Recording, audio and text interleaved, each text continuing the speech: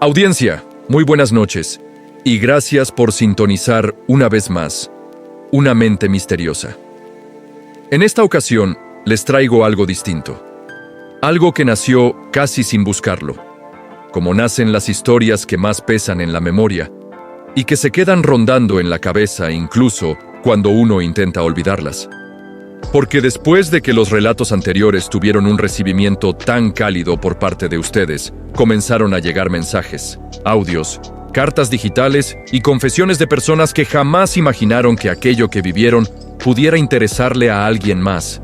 Vendedores ambulantes, comerciantes de madrugada, personas que pasan la mayor parte de su vida entre calles mal iluminadas, avenidas silenciosas y barrios que parecen cambiar de rostro cuando el sol se esconde, y para englobar todos esos testimonios, para darles un lugar y una voz, nace esta nueva sección del canal, un espacio dedicado a quienes trabajan cuando la mayoría duerme y que, sin buscarlo, han sido testigos de lo paranormal, de lo inexplicable, de aquello que no aparece en los periódicos pero que se queda tatuado en la memoria como una cicatriz invisible.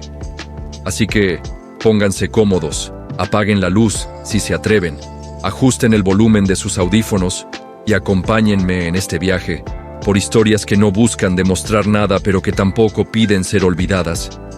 Acompáñenme a recorrer esta estación siniestra donde el tiempo parece doblarse y donde los vivos a veces caminan demasiado cerca de los muertos, donde la rutina se convierte en ritual y la noche deja de ser solo una ausencia de luz para transformarse en un territorio con reglas propias, con silencios que pesan y con presencias que no siempre necesitan mostrarse para ser sentidas. Si alguna vez escuchan un sonido extraño en la madrugada, un ruido que no logran ubicar, una vibración metálica que se cuela entre el viento frío y la neblina, nunca lo busquen. Puede que encuentren algo de lo que jamás podrían escapar, algo que no se persigue con los pies, sino que se queda persiguiendo a la conciencia durante el resto de la vida. El primer testimonio que voy a compartirles me lo contó mi madre. Y yo lo repito, porque hasta el día de hoy sigue siendo un recuerdo que nos eriza la piel a todos en la familia, como si el tiempo no hubiera pasado, como si aquella madrugada siguiera respirando detrás de nosotros esperando el momento exacto para volver a manifestarse. Mi madre tenía apenas 17 años cuando comenzó a trabajar vendiendo ponche caliente con pan dulce durante el mes de diciembre.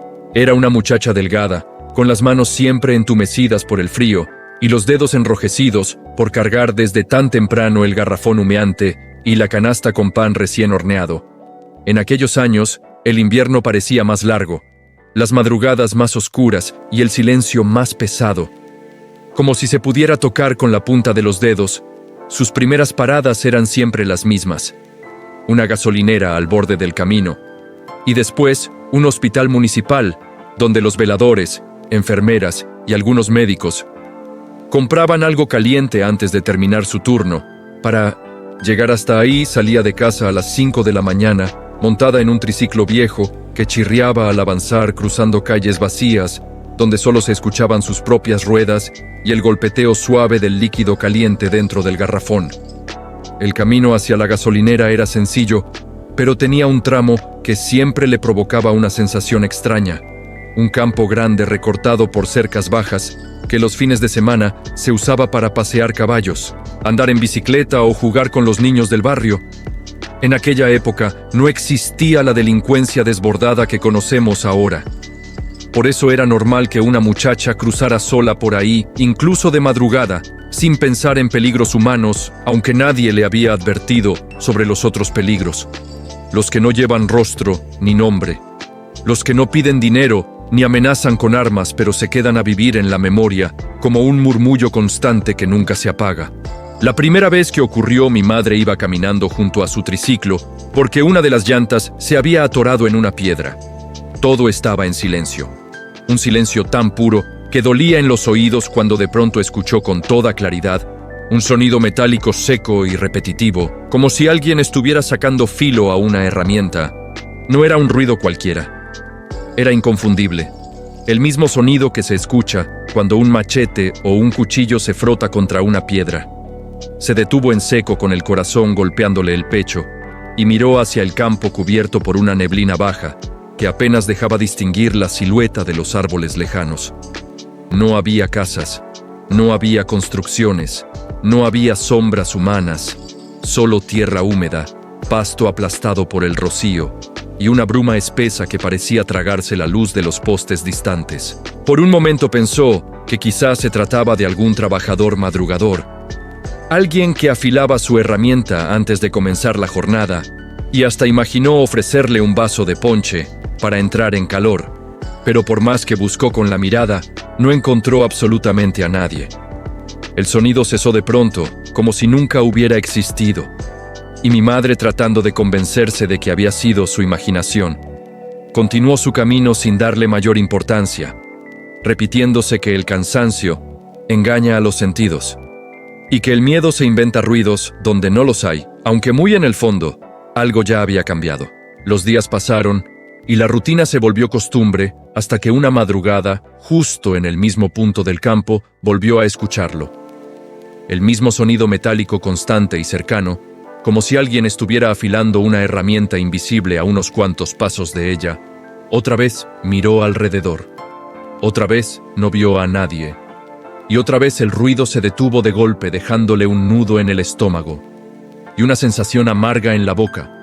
Aquello se repitió varias veces, siempre en el mismo lugar, siempre antes de que amaneciera, siempre sin que pudiera encontrar una explicación lógica, y con cada repetición, la certeza de que algo no estaba bien se hacía más pesada.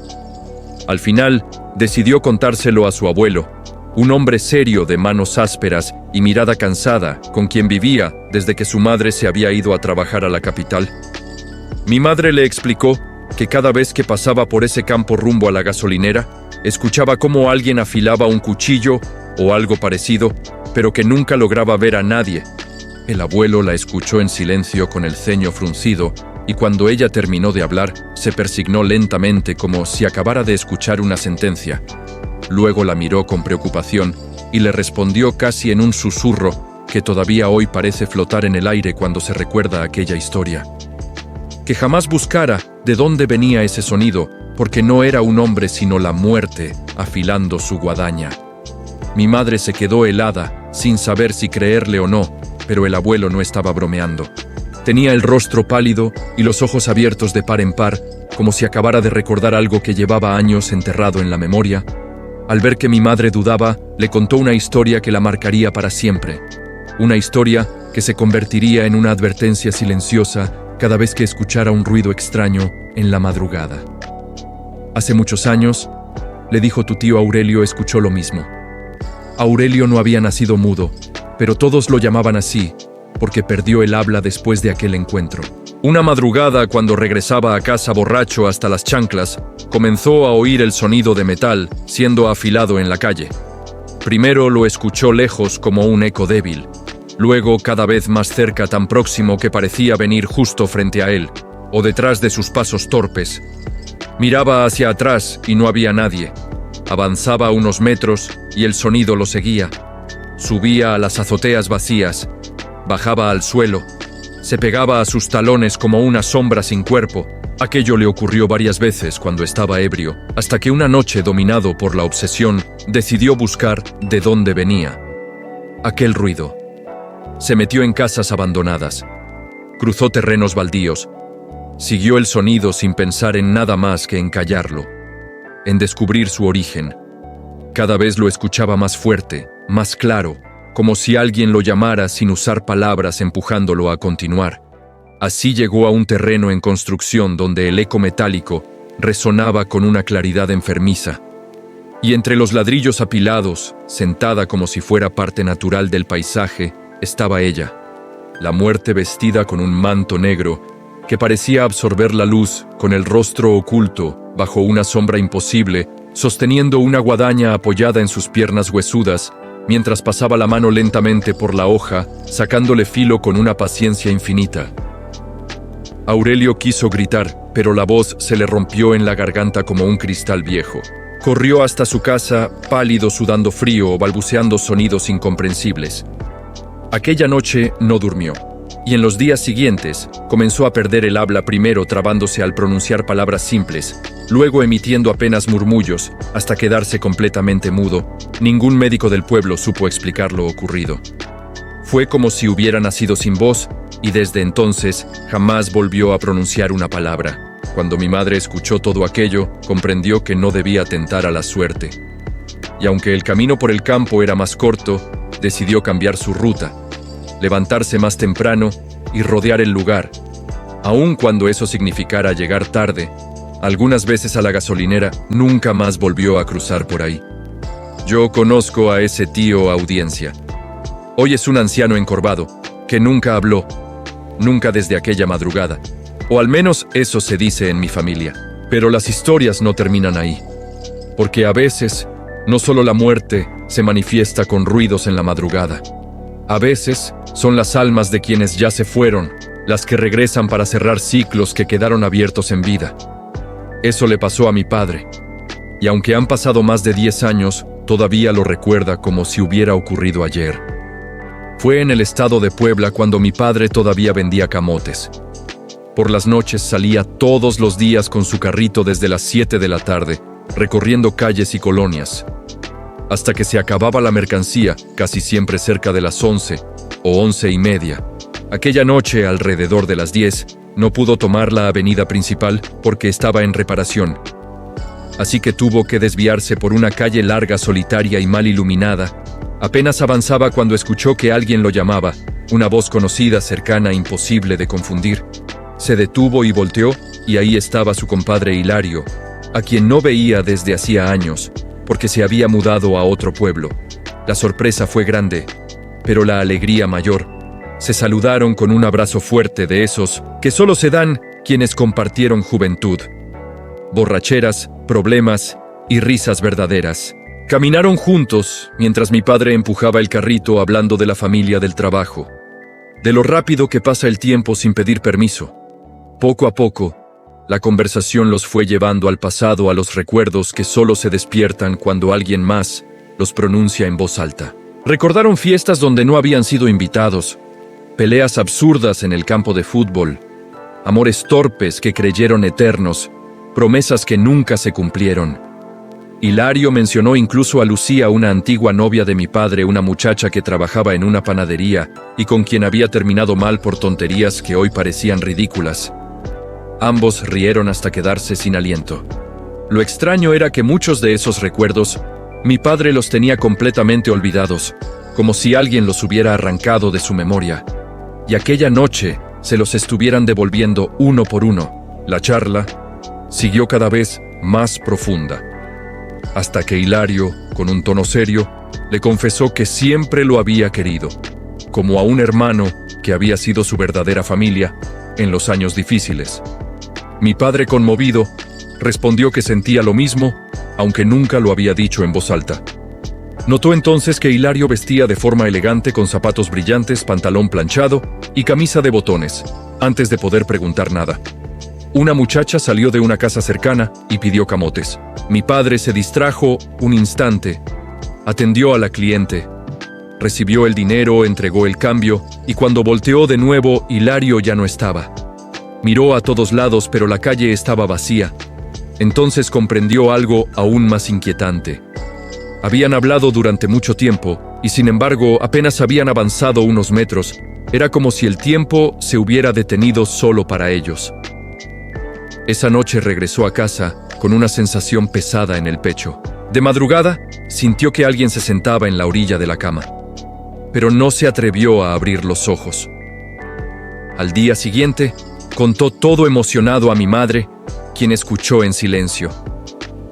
Días después, decidió buscar a Hilario, hasta que fue a casa de su madre. Ella, con los ojos húmedos, le dijo que Hilario había muerto una semana antes. Mi padre comprendió entonces la verdad. Su amigo había regresado solo para despedirse desde entonces. Cada año visita su tumba para recordar los viejos tiempos. Y así, audiencia, terminan los primeros testimonios de esta noche, pero no los últimos. Lo que sigue son relatos de la Ciudad de México, de vendedores nocturnos que aseguran haber visto aquello que muchos niegan. El siguiente testimonio pertenece a Héctor, un hombre que desde hace años atiende un puesto de tortas en un viejo camper adaptado como cocina. Aquella madrugada, escuchó el arrastre de unas cadenas y vio la silueta de una mujer con los brazos envueltos en metal y el rostro cubierto por el cabello. Los perros huyeron despavoridos, y cuando él salió, ya no había nada, solo silencio. El último relato proviene de Rubén, vendedor de hamburguesas, quien escuchó de un taxista la antigua leyenda de Don Juan Manuel de Solórzano. El hombre que preguntaba la hora antes de matar, y que incluso siglos después sigue apareciendo en las calles del centro histórico para repetir su pregunta. Hasta aquí el episodio de hoy. Si estas historias les han provocado inquietud, recuerden que no todos los peligros hacen ruido y que no toda presencia necesita mostrarse para existir. Yo soy la voz de una mente misteriosa. Gracias por acompañarme y recuerden siempre que hay sonidos que no deben seguirse y voces que no deben responderse cuando la madrugada aún gobierna el mundo.